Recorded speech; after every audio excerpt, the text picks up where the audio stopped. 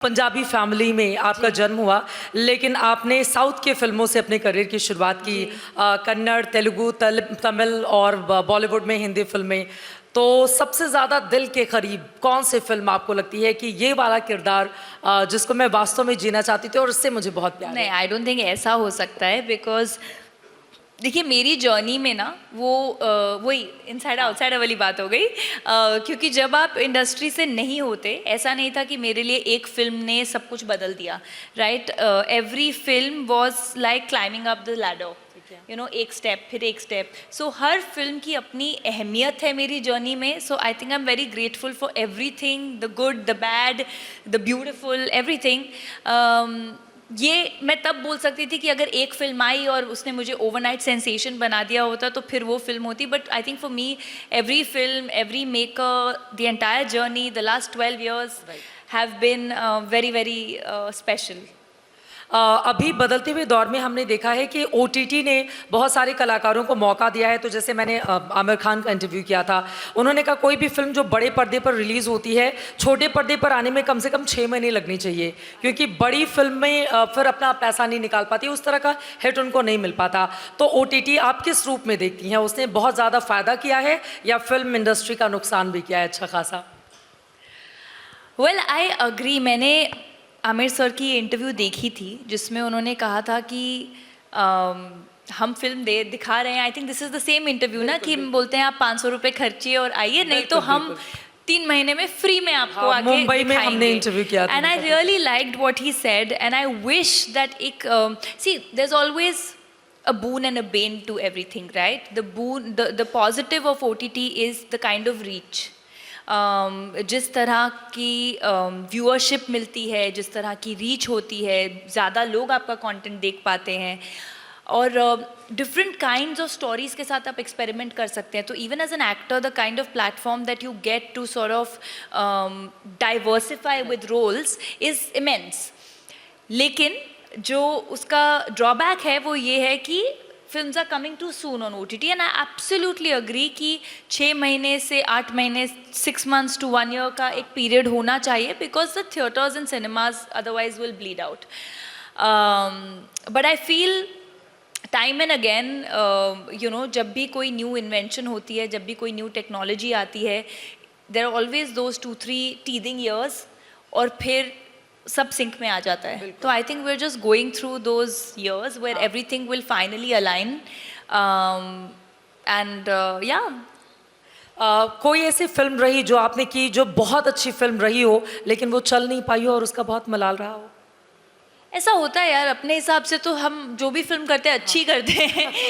नहीं, ये बहुत ख़राब है और ये करेंगे तो you don't think so, you love every film of yours. But I think one film जिससे मुझे बहुत उम्मीदें थी, जो मुझे लगा था कि बहुत अच्छा करनी चाहिए, वॉज रनवे 34, जिसमें अमित जी और अजय सर थे और मैं थी। And I thought it was a very different new kind of script.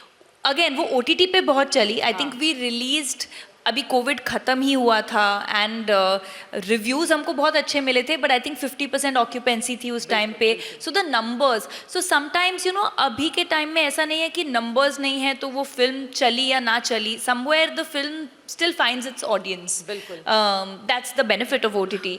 So yeah, but I felt that theatrically I wished that it did better.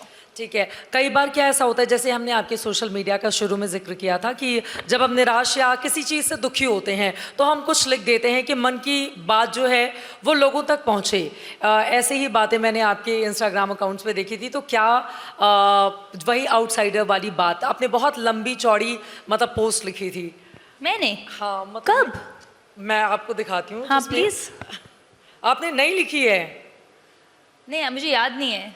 उस दिन कुछ सोचा होगा, पता नहीं। कभी ऐसा होता है कि दिमाग में, मैं आपको दिखा रही हूँ, कभी दिमाग में कुछ चल रहा हो और फिर हम उसके बारे में बहुत ज़्यादा मतलब निराश होते हैं तो फिर कुछ बोल नहीं पाते हैं? नहीं नहीं नहीं। ये show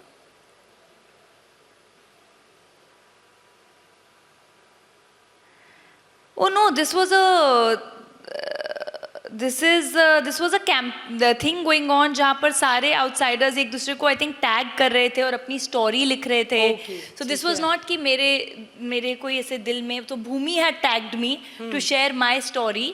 And that's when I'd shared my story of, you know, from standing in queues, 2-2 घंटे की, आई थिंक मैं भूल भी गई हूँ, 1-1.5 साल पहले की बात है ये शायद, auditions to multiple calls to. So this was basically an inspiring campaign, inspirational campaign where everybody who is not from the industry had shared their journey कि अगर आप सपना देखेंगे तो आप उस सपने को सच करने, हाँ जी, आप उस सपने को सच भी कर पाएंगे. And it was just about sharing those anecdotes with people. It was meant to be inspirational. ठीक है, मतलब इसको इस रूप में नहीं लिया जाए कि रकुल थोड़ी दुखी थी कि जितना बड़ा मौका मिलना चाहिए, नहीं, आई डोंट थिंक उसको उस रूप में लिया जाना चाहिए. आई डोंट थिंक अगर आप उसको पढ़ेंगे तो वो उस सेंसिबिलिटी में है. ठीक है, तो मतलब outsiders it's about telling everybody that please dream big. It doesn't, it's free to dream big. ठीक है, अब चूंकि आप इतना बड़ा नाम हो चुकी हैं बॉलीवुड का, तो आगे आने वाले वक्त में यहाँ पे जो ऑडियंस बैठी हुई है या जो आपको सुन रही है टीवी पर अलग अलग माध्यमों से, उनको क्या टिप्स आप देना चाहेंगी कि अगर वो, क्योंकि आपने 18 साल की उम्र से, बहुत छोटी उम्र से आपने मॉडलिंग करियर शुरू किया और उसके बाद आपको पहली फिल्म भी मिल गई, लेकिन ज़रूरी नहीं है कि सबके जीवन में इसी तरह का सक्सेस आ पाए, तो उनके लिए क्या मंत्र होगा रकुलप्रीत का? Well I would just say जो मंत्र मैंने अपने लिए फॉलो किया था, that yes dream big, yes work hard, because hard work, perseverance, dedication, discipline, इसके बिना तो कुछ नहीं होता है, यू नो. और वो ऐसा नहीं कि सिर्फ शुरुआत में, that is an everyday process, वो आज भी है. And at no point in life can you feel कि now I have arrived, because you never do. You know, life, work, everything is constantly, like it's work in progress. बस ऐसा होता है कि आपके चैलेंजेस बदल जाते हैं. शुरू में चैलेंजेस अलग होते हैं, फिर आपके चैलेंजेस अलग होते हैं, but it's always work in progress. And the only thing I'd like to say is that for new dreamers, for anybody who wants to be, अगर आप इंडस्ट्री की बात करें, wants to be in the industry or even outside the industry, follow their passion, please do it by all means. But like I was saying, don't be delusional. When I started out, जैसे मैंने आपको कहा कि my parents had said shift to correspondence. The reason I did, if you want to, the reason I wanted to complete my education was मुझे मालूम था मैं industry से नहीं हूँ. What if I don't make it?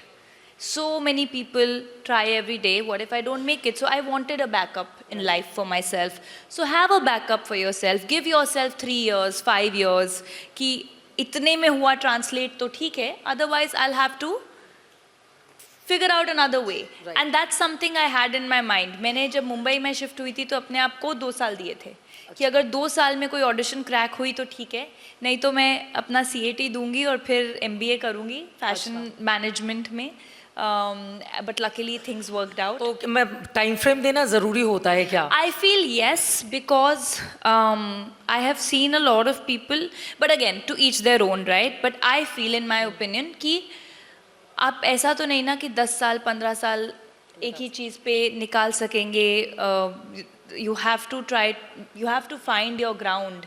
और अगर चीज़ें नहीं वर्कआउट कर रही then something else, maybe this is not meant for me. और फिल्म इंडस्ट्री UPSC की तैयारी जैसी तो हो नहीं सकती, वहाँ पर एक उम्र का, एज का भी एक, sorry just to say, not just film industry, आजकल स्टार्टअप्स इतने कॉमन है, right? There are kids who are working on it and sometimes it's not, वो सुनने में बहुत अच्छा लगता है, but how many startups really succeed? So no matter what you are trying to do, do it, give it your best. Don't get stressed. I'm not saying don't do it and be scared. Do it, be positive, be disciplined, but at the same time be realistic about how much time have I invested in this and is it giving me the kind of returns that it should. बिल्कुल.